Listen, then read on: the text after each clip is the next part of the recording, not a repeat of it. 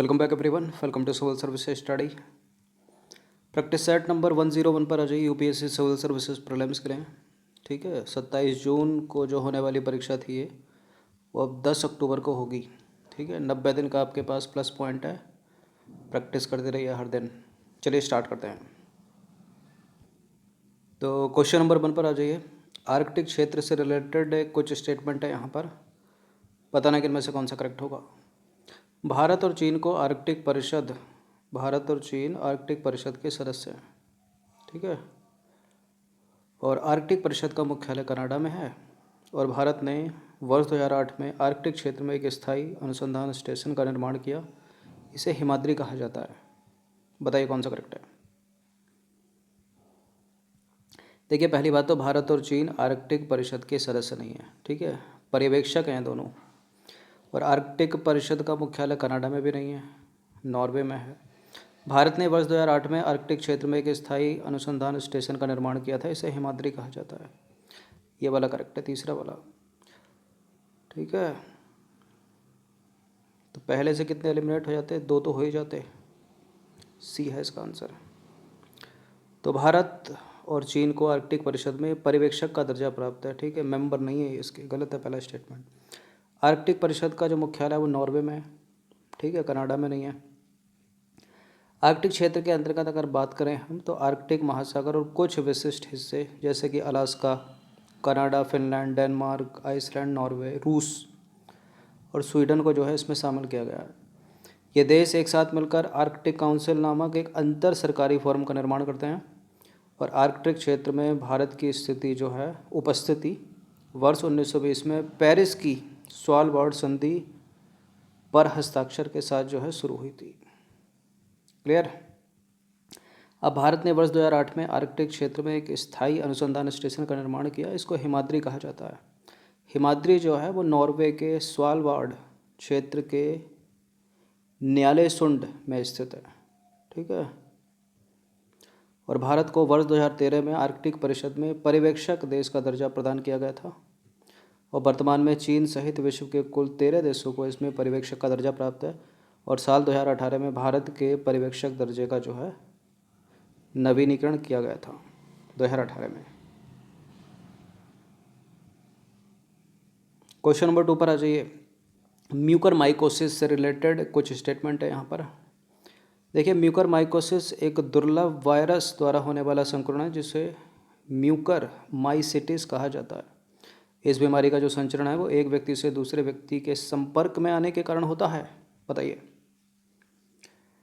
अभी बहुत न्यूज़ में है ये म्यूकरमाइकोसिस। माइको, ठीक है, माइकोलॉजी।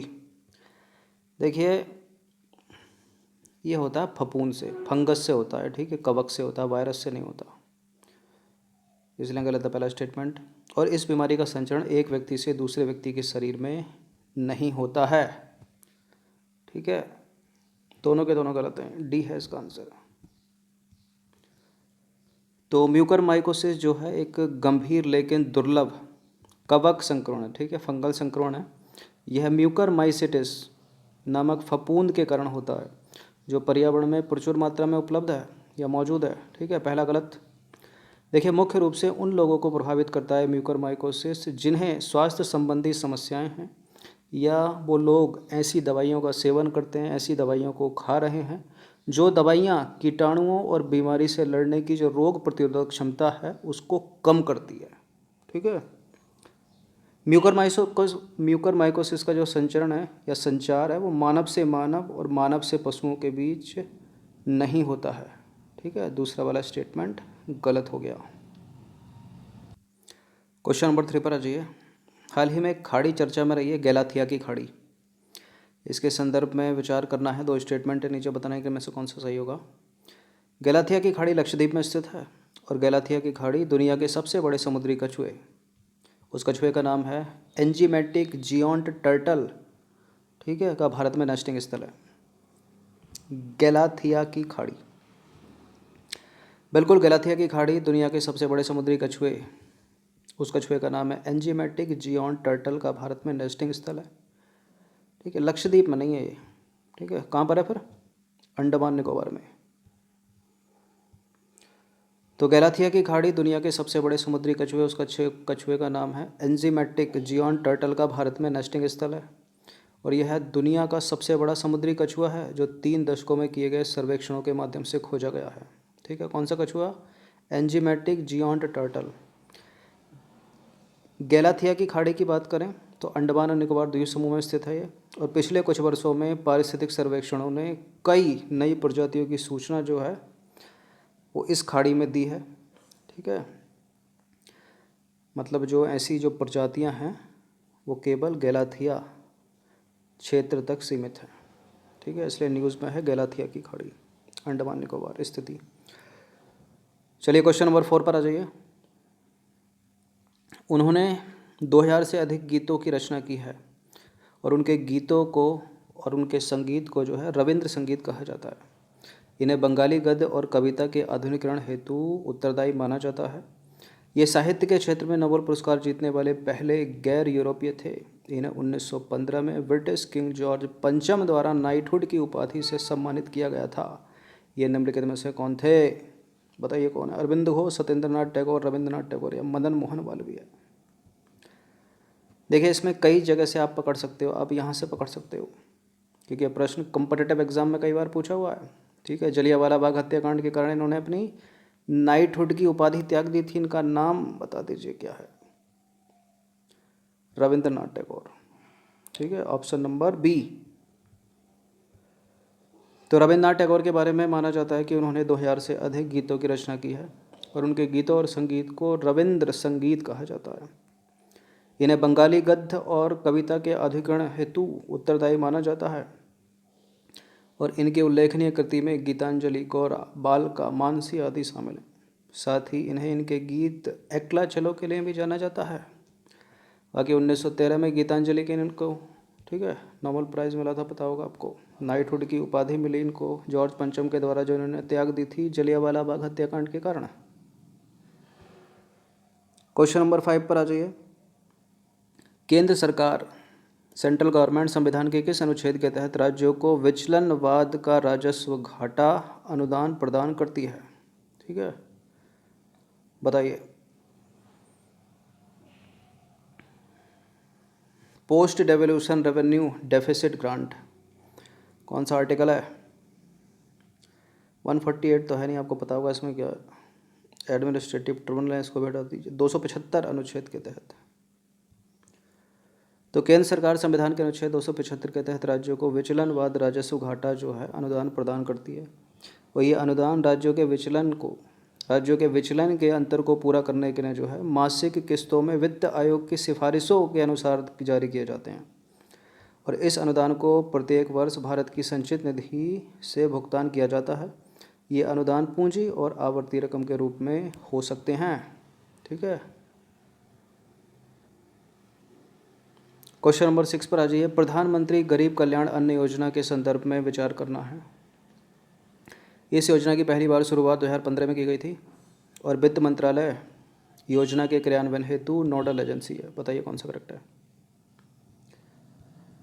देखिए अभी कोविड के चक्कर में पिछले साल आपको याद रहा होगा, अप्रैल 2020 में इस योजना की शुरुआत की थी ना, अप्रैल मई जून के लिए शुरुआती 3 महीने, याद है?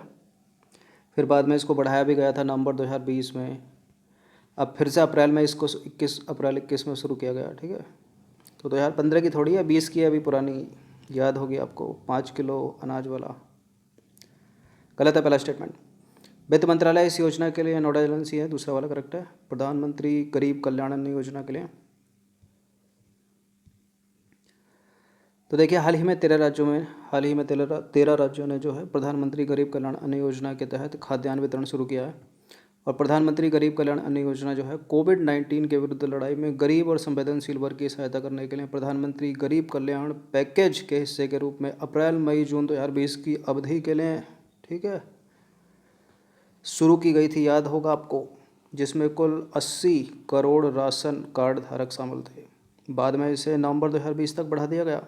फिर इसको अभी हाल ही में अप्रैल 2021 में सरकार ने प्रधानमंत्री गरीब कल्याण योजना को फिर से शुरू किया है। ठीक है, देखिए इसका नोडल मंत्रालय है वित्त मंत्रालय। ठीक है, तो 2015 की नहीं, अब अभी की है, अप्रैल मई जून 2020 की। याद रखना इंपॉर्टेंट है, इससे प्रश्न बन सकता है। क्वेश्चन नंबर 7 पर आ जाइए। निम्नलिखित कथनों पर विचार करेंगे, दो स्टेटमेंट है, बताने के इनमें से कौन सा करेक्ट होगा। भारत में यूरेनियम का भंडार केवल छत्तीसगढ़ और राजस्थान राज्यों में पाया जाता है। ये केवल वाले स्टेटमेंट बहुत कंफ्यूजिंग होते हैं। यूरेनियम का प्रबंधन खान और खनिज विकास एवं विनिमय अधिनियम 1957 के अनुसार राज्य सरकारों को किया जाता है, राज्य सरकारों द्वारा किया जाता है। बताइए। देखिए खनिज वनिज तो संघ सूची का विषय है ना, ठीक है। स्टेट राज्य सरकारें कहाँ से आ गई, इसमें गलत है दूसरा वाला स्टेटमेंट। और झारखंड में भी तो है, राजस्थान में भी है, छत्तीसगढ़ में भी है, ठीक है। केबल की वजह से गलत हो गया पहले, अभी दोनों के दोनों गलत हैं। डी है इसका आंसर। तो भारत में यूरेनियम के भंडार जो है धारवाड़ चट्टानों में पाए जाते हैं, इतना पता होगा आपको, ठीक है। झारखंड के सिंह भूमि में जो कॉपर बेल्ट है, ठीक है, वहाँ पर है यूरेनियम। इसके अलावा राजस्थान के उदयपुर, अलवर और झुंझुनू डिस्ट्रिक्ट में। फिर छत्तीसगढ़ में आ जाइए, दुर्ग जिले में। महाराष्ट्र में भी तो है, भंडारा जिले में। और हिमाचल प्रदेश के कुल्लू जिले में भी है, ठीक है। इसने गलत है, वहाँ पर लिखा है ना केवल छत्तीसगढ़, राजस्थान, तो इन सब में। और हाल ही में आंध्र प्रदेश और तेलंगाना के शेषचलम वन और श्रीशैलम के मध्य महत्वपूर्ण यूरेनियम भंडार का पता लगाया है, इसलिए भी ये प्रश्न इंपॉर्टेंट बन जाता है, इसलिए पूछा गया है। अब देखिए, संसद ने संघ सूची के क्रमांक 54 का अनुसरण करते हुए खान एवं खनिज अधिनियम 1957 पारित किया। और इस अधिनियम के माध्यम से सूक्ष्म खनिज जो माइनर मिनरल्स हैं उनके संबंधों में राज्य सरकार को नियम बनाने की शक्तियाँ सौंपी गई हैं, ठीक है। चूँकि यूरेनियम एक प्रमुख खनिज है, ठीक है, इसलिए केंद्र सरकार द्वारा जो है इसका प्रबंधन तय किया जाता है, इसलिए गलत था दूसरा वाला स्टेटमेंट, पहला भी गलत था, ठीक है। माइनर मिनरल्स के लिए स्टेट गवर्नमेंट है, लेकिन जो मुख्य खनिज है, जो प्रमुख खनिज है जैसे कि यूरेनियम, उसके लिए जो है केंद्र सरकार द्वारा जो है प्रावधान तय किए जाते हैं। चलिए क्वेश्चन नंबर 8 पर आ जाइए। गोपाल कृष्ण गोखले से रिलेटेड 3 स्टेटमेंट है यहाँ पर, बताने के इनमें से कौन सा करेक्ट होगा। इन्होंने 1905 में सर्वेंट ऑफ इंडिया सोसाइटी की स्थापना की थी। ये इंपीरियल लेजिस्लेटिव काउंसिल के सदस्य थे और महात्मा गांधी ने इन्हें अपना राजनीतिक गुरु माना था। इस लाइन को तो कई बार पढ़ा होगा आपने, करेक्ट भी लग रही होगी। अब चूंकि करेक्ट लग रही है तो एलिमिनेट करिए, क्योंकि अपने को तो 3 पकड़ना है सबसे पहले। करेक्ट है तीसरा वाला उत्तर, या तो ये है। 1905 में सर्वेंट ऑफ इंडिया सोसाइटी की स्थापना भी की थी, कई बार पूछा गया है अलग से प्रश्न। अंतर देखिए, अब देखिए यूपीएससी एक ही प्रश्न में 2-2 3-3 कर लिया, और दूसरे कॉम्पिटिटिव एग्जाम में सीधे सीधे एक बार पूछ लेगी। तो अपना ये करेक्ट हो गया, ये करेक्ट हो गया, 1 और 3 अपने को चाहिए, मिल गया आंसर। दूसरा भी पता चल गया आपको, ये इंपीरियल लेजिस्लेटिव काउंसिल के सदस्य थे या नहीं थे, ठीक है, क्योंकि इसमें एक ये नहीं है ना। तो गोपाल कृष्ण गोखले एक महान समाज सुधारक शिक्षाविद थे, जिन्होंने भारत के स्वतंत्रता आंदोलन में महत्वपूर्ण भूमिका दी या योगदान दिया, ठीक है। वर्ष 1899 से 1902 के बीच बॉम्बे लेजिस्लेटिव काउंसिल के सदस्य रहे, और 1902 से 1915 तक इन्होंने इंपीरियल लेजिस्लेटिव काउंसिल में काम किया। तो करेक्ट हो गया पहला। अब ये भारतीय राष्ट्रीय कांग्रेस यानी इंडियन नेशनल कांग्रेस के नरम दल से जुड़े थे और बनारस अधिवेशन 1905 के अध्यक्ष बने। भारतीय शिक्षा के विस्तार के लिए 1905 में उन्होंने सर्वेंट ऑफ इंडिया सोसाइटी की स्थापना की थी। बहुत पूछते हैं इसको कॉम्पिटिटिव एग्जाम में, 1905 डेट याद रखना। इसके अलावा महादेव गोविंद रानाडे द्वारा शुरू की गई सार्वजनिक सभा पत्रिका से भी जुड़े थे। 1908 में गोखले ने रानाडे इंस्टीट्यूट ऑफ इकोनॉमिक्स की स्थापना की, और इन्होंने अंग्रेजी साप्ताहिक समाचार पत्र द हितवाद की शुरुआत की। अब गांधी जी के गुरु के रूप में भी थे ये, ठीक है। एक उदारवादी राष्ट्रवादी के रूप में महात्मा गांधी ने इन्हें अपना राजनीतिक गुरु माना, और महात्मा गांधी ने गुजराती भाषा में गोपाल कृष्ण गोखले को समर्पित एक पुस्तक लिखी थी। उस पुस्तक का नाम क्या है, धर्मात्मा गोखले, ठीक है। किसने लिखी है, गांधी जी ने। किसके लिए, गोपाल कृष्ण गोखले के लिए। चलिए नेक्स्ट क्वेश्चन की तरफ बढ़ते हैं। निम्नलिखित कथनों पर विचार कीजिए, 2 स्टेटमेंट है, बताने के इनमें से कौन सा करेक्ट होगा। इन्फ्लेशन मुद्रास्फीति से रिलेटेड है प्रश्न, पढ़िए इसको। भारत में मुद्रास्फीति मुख्य रूप से थोक मूल्य सूचकांक और उपभोक्ता मूल्य सूचकांक का उपयोग करके मापी जाती है। और कोर मुद्रास्फीति के माप में खाद्य और ऊर्जा क्षेत्र की बढ़ती कीमतें शामिल की जाती हैं। कोर मुद्रास्फीति की माप में खाद्य और ऊर्जा क्षेत्र की बढ़ती कीमतें शामिल की जाती है। करेक्ट है क्या? देखिए, कोर मुद्रास्फीति के माप में खाद्य और ऊर्जा की बढ़ती कीमतें शामिल नहीं की जाती। गलत है दूसरा वाला स्टेटमेंट। बाकी भारत में मुद्रास्फीति मुख्य रूप से थोक मूल्य सूचकांक और उपभोक्ता मूल्य सूचकांक का उपयोग करके मापी जाती है। पहला करेक्ट है, दूसरे को एलिमिनेट कर दीजिए। तो बात करें मुद्रास्फीति की, इन्फ्लेशन की, तो मुद्रास्फीति का तात्पर्य है दैनिक या आम लोगों की अधिकांश वस्तुओं और सेवाओं जैसे कि भोजन, कपड़े, आवास, मनोरंजन, परिवहन आदि की कीमतों में वृद्धि होना। ठीक है, मुद्रास्फीति के अंतर्गत वस्तुओं और सेवाओं के औसत मूल्य परिवर्तन को मापा जाता है। भारत में मुद्रास्फीति की गणना दो मूल्य सूचियों के आधार पर की जाती है। एक है थोक मूल्य सूचकांक यानी WPI और उपभोक्ता मूल्य सूचकांक यानी CPI, जो क्रमशः थोक और खुदरा मूल्य स्तर के परिवर्तनों को मापते हैं। करेक्ट है पहला वाला स्टेटमेंट। ठीक है, कोर मुद्रास्फीति का आशय वस्तुओं और सेवाओं के लागत में बदलाव से, लेकिन इसमें खाद्य और ऊर्जा क्षेत्र की वस्तुओं और सेवाओं की लागत को शामिल नहीं किया जाता। ठीक है, क्योंकि इनकी कीमतें अधिक अस्थिर होती हैं, इसलिए गलत है दूसरा वाला स्टेटमेंट और पहला वाला करेक्ट है। चलिए 10वां प्रश्न है, राष्ट्रीय वित्त रिपोर्टिंग प्राधिकरण NFRA के संदर्भ में विचार करना है। राष्ट्रीय वित्त रिपोर्टिंग प्राधिकरण का गठन कंपनी अधिनियम 2013 के तहत किया गया। राष्ट्रीय वित्त रिपोर्टिंग प्राधिकरण के खातों की निगरानी भारत के महान्यायवादी के द्वारा की जाती है। और राष्ट्रीय वित्त रिपोर्टिंग प्राधिकरण उन कंपनियों की जांच नहीं कर सकता जो किसी भी स्टॉक एक्सचेंज में सूचीबद्ध हैं। बताइए कौन सा करेक्ट है? देखिए, अगर भारत के महान्यायवादी वित्त रिपोर्टिंग से रिलेटेड, ठीक है, या अकाउंटिंग से रिलेटेड काम करेंगे तो विधि संबंधी काम कौन करेगा? ठीक है, तो नियंत्रक एवं महालेखा परीक्षक होना चाहिए। गलत है दूसरा स्टेटमेंट, एलिमिनेट करिए। इस तरह के प्रश्न अगर आते हैं तो बार बार जब प्रैक्टिस करोगे तो आप पढ़ते के साथ ही स्टेटमेंट को एलिमिनेट करने लग जाओगे कि यहाँ ये नहीं, यहाँ वो होना चाहिए। ठीक है, यहाँ AG नहीं, यहाँ CAG होना चाहिए।